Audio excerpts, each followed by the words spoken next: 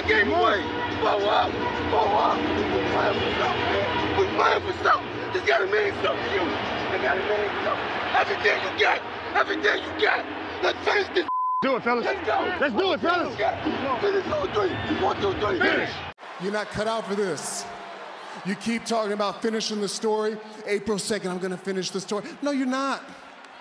April 2nd is just a moment. It's an opportunity. It's like a lotto ticket for you. Your real moment is on April 3rd. Because when you wake up, you're gonna have to look in the mirror. And then you're gonna have to confront that adversity again, not like you used to, because when you look in the mirror, I want you to make a choice, and I want that choice to be something that your dad could be proud of. Otherwise, you're just gonna do what you always do and run like a little. You ready to make history? Come on now. Yeah. You know, there's these 2 words. And when I say them, people get goosebumps because they know what happens next. So without further ado, Free smoke. look. Scared cause I'm drowning in silence with bad thoughts. These days I don't have nothing to say, man, the bag talks. I put in headphones on my driver. Pull up to the spot and give a good dick and Godiva. I can't lie, I'm uninspired. No more pillow talking about nonsense. I only stick around to put some band-aids on my conscience. I don't know why I feel so bad, nigga. That's what we do, no foundation. We don't build no more, we just screw. Half a bottle of Henny, girl, I'm going with the wind. The same niggas say they happy for me, ain't want me to win. So I'm done on my friends. Don't need help popping Coronas and reminiscing. I just call up Big Bro J and say it's time for venting. If I live forever, I hold this hate for some centuries. You don't know how much I have you doing what it meant to me, but motherfuck all that. I don't even offer up the time to make the call back. Stupid Lodo, if they don't get the picture now, man, I crop them out of the photo. I can't relate to my peers. Been doing this shit for years. I'm motivated by fears. I took the wheel and I steer. My sound not dictated by fuck boys in Atlanta. Stay gifted like this album was ghost written by Santa. Boss forever like they decided to throw me under Slammer. Every song's a hit like they picture me underhanders. I could drop 1,000,000 songs, but they never gon' understand us. Soapbox sermons for niggas never giving chances. Fight our whole lives to get these weak ass advances. Work twice as hard for the shit that they getting handed. And this ain't even nothing we chose, nigga, we branded. Still can't tell why all of these niggas mad at me. I'm trying to get 100 so I can put my team on salary. Give it all to the art, man, I turn my life to a gallery.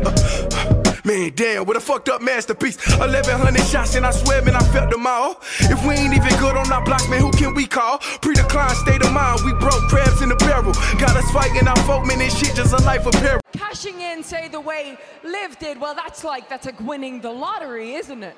And I don't need to win the lottery because I work my ass off every week for a paycheck. Welcome back to Wrestling with Saint. Yo, how's everybody doing out there tonight, yo? Well, night, morning, afternoon, whatever point in time you're watching this, yo, like, subscribe, share, help me out. And I'm going to continue to bring you dedicated content, great content. And it's only going to get better. The bigger I get, the more opportunities I get, the more chances I get to improve the show. We're only going to get better. But continuing to WrestleMania 39, look ahead. We're here to talk about Brock Lesnar and Omos, who will compete one-on-one at WrestleMania 39. Now, before we get into that, give me a minute.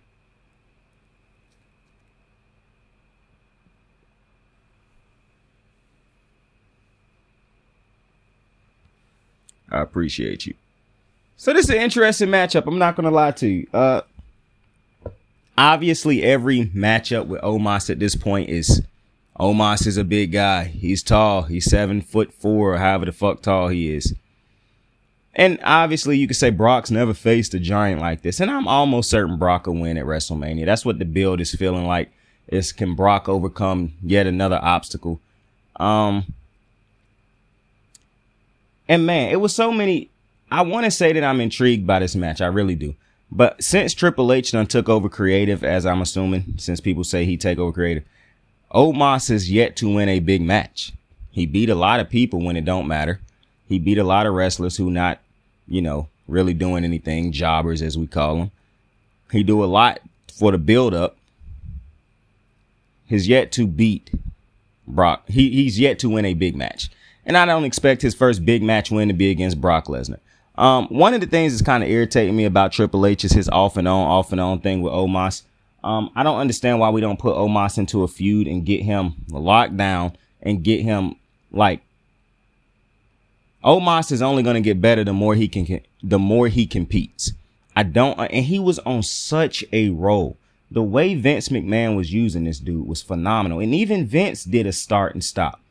Omos, the way he was selling for people in that Royal Rumble, like Omos did so much, and for his momentum to be cut, and then when he come back to continuously lose big matches, I cannot understand for the life of me how you bring Braun Strowman back to beat Omos. That makes no sense. Like, I am baffled by some of the decisions Triple H make. This is one of them. What is the purpose of having Omos drop 2 losses, well, 1 loss, and getting eliminated at the Royal Rumble by Braun Strowman? We're not even building Braun Strowman as a singles competitor right now, but for some reason you keep having him go over Omos, who we trying to establish as a not just a threat because of his stature. And that's so lazy that the only story you can think of with Omos right now is his stature. You made us believe that they was going to start the Hurt Business back. That didn't happen. Like, it's so many things. And Bobby Lashley done got intertwined within this and lost in the shuffle because the feud you had going with Bobby and Brock made no sense. Bobby never committing to get back into the bloodline. That storyline never finishing out. Now you got Bobby lost in La La Land. Like, I'm not really understanding Triple H's vision. And listen, I done been very critical of Triple H since he done took over. I gave it time. But what is going on? Like, Bobby Lashley was on a roll under Vince. Ever since Triple H has taken over, terrible booking. Now, Vince ain't blameless either, because I believe it was Vince who turned Bobby Lashley face before he left. Why?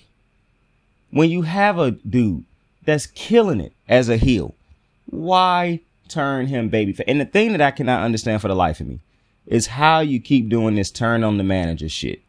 MVP turning on Lashley made no sense. Building these 2 dudes to break up made no sense. The fact that the only dude in wrestling right now that can have a proper story consistently built out for him is Roman Reigns is a problem. Okay? It was a point where Bobby, Roman, Becky, Bayley, Sasha, Bianca all had great stories going. And now the only great story that's truly going in WWE is probably Rey Mysterio and Dom and the Bloodline. And that's about it. Because of the lack of attention put into these other feuds. And I'm not understanding. People keep running around talking about, oh, Triple H doing a great job. He's so much better than Vince. How?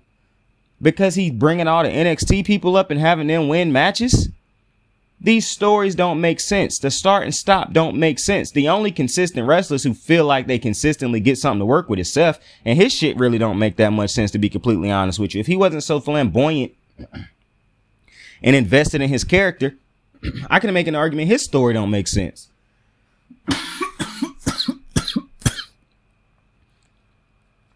You have Bobby Lashley feuding with Brock Lesnar, but before that, you have him feuding with Seth and Austin Theory in a feud that really did nothing for Bobby, nothing for Seth. And then you bring Bobby into this feud with Brock. You would not give him a convincing win over Brock Lesnar. So it did nothing for Bobby Lashley. You continuously, in the feud, you had Bobby get his ass whooped. Like, I'm not understanding the booking of Triple H. Hell, I even agreed with Vince booking. If you're not going to have Bobby go over Brock clean, don't even book them to compete against each other yet. Vince McMahon building up Bobby. The only mistake he made, in my opinion, as of Bobby's recent run with him, was turning him to a babyface. Because the crowd is always going to eventually cheer a great champion. Bobby was a great United States champion. Even as a heel, he defended the title all the time. He was dominant. He made you believe that's what a champion should be. And then because fans started to respect him and cheer him out of respect, And I'm not going to lie, the Chicago crowd still to me is insane how behind Bobby Lashley they were. But you don't turn him into a baby face, bro. Some people would say, oh, you got to strike while the iron is hot. Bobby was the best heel in the business outside of Roman. Why would you turn him into a baby face? And now you bring in Omos, who start, stop. Do anybody believe Omos is going to win against Brock Lesnar at Mania? Now, I'm not doubting it could end up being a very interesting match. But Omos couldn't beat Braun. He just got eliminated at the Royal Rumble by Braun. You really believe Omos is about to go over Brock Lesnar? And because of that, I don't understand why this match is on the card. Because it should be Brock Lesnar taking on Bobby Lashley. But because of how terrible, like, what was the reason for infusing Bray Wyatt into this whole feud between Brock and Bobby? The winner of that match had to face Bray. How did that make any fucking sense for this feud? The worst part, Triple H would probably have had Bray go over one of them two dudes. Probably Bobby, because it was never going to be Brock. The worst part, even worse part is neither one of them two dudes should be losing to Bray Wyatt right now. We knew Brock wasn't, but Bobby shouldn't be losing to Bray Wyatt either. I also don't understand this Bray Wyatt character, because what does he bring? What does he do for other wrestlers? After a Bray Wyatt match, nothing has helped anybody in that match. I wouldn't even say it helped Bray, because his matches are underwhelming ever since he stopped being really Bray Wyatt. Ever since he became the Fiend and all this other shit, match quality is terrible. It's a testament that guys can get out of a feud with him and continue to ball out. And so you waste the Bobby Brock feud. You got Bobby out here in La La Land. You book Brock Lesnar in a feud at WrestleMania to go over Omos for absolutely no fucking reason, giving Omos yet another big time L in pay-per-views. Like, I really don't understand. And while you could say it's no, big deal losing to Brock Lesnar, I understand that. What I'm saying is it's impossible to build a dude when he is always losing the matches that matter. Win and loss records don't matter. Consistently losing the match that's supposed to matter matters. And he is consistently losing the matches that are supposed to matter. And I don't understand what Triple H is doing.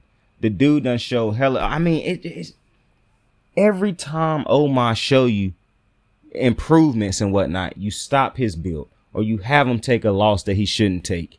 And I'm just, for the life of me, I cannot understand it. Omos should beat the living shit out of Brock Lesnar. Even if he lose the match, after the match, he should absolutely destroy Brock Lesnar. You got a big 7-foot giant. And just imagine if Omos got into the Braun Strowman shape. You can't tell me that this dude ain't flying to the top. But I don't understand how you continue to think you're going to build Omos if you never truly give him the opportunity to flourish. You have to give this dude the opportunity to consider. And you can't keep putting him in these squash matches, bro. Put him in a legitimate feud with somebody that's going to actually get this dude, going. That's going to actually test him. That's going to get his big ass moving around the ring. Get him used to, competing so he can get better and better at this. Consistently having him do these squash matches, these squash segments, and then lose the match. I don't understand it. And like I said, I don't understand what this match is here for, to be completely honest with you. So that's just my thoughts on this match. I know this was a short one, but this one didn't need too much, to go into it. But with that being said, I appreciate you for joining me on another episode of Wrestling with Saint. Tell somebody you fuck with him. Tell somebody you love them. You can be anything in this world. Choose to be kind to somebody today. Saint out. You're only good because I showed the world how to be great. Before you came along, these people loved me. I was the man of the people. I got the moves like hot sauce. Lil' mama taking the top off. I'm laying laying down, getting topped off. After this, she know she getting knocked off. I know she loving the money, so I keep on thumbing and thumbing. She say she horny when she taking shots, so I keep them coming and coming. Now I'm putting dick in her tummy, scoop her up like I'm raking her something. You would think shawty ran track, the way that she running and running. You getting dumber and dumber, you out here chasing the bone. After she finished from giving me dome, the Uber is taking her home. Tight.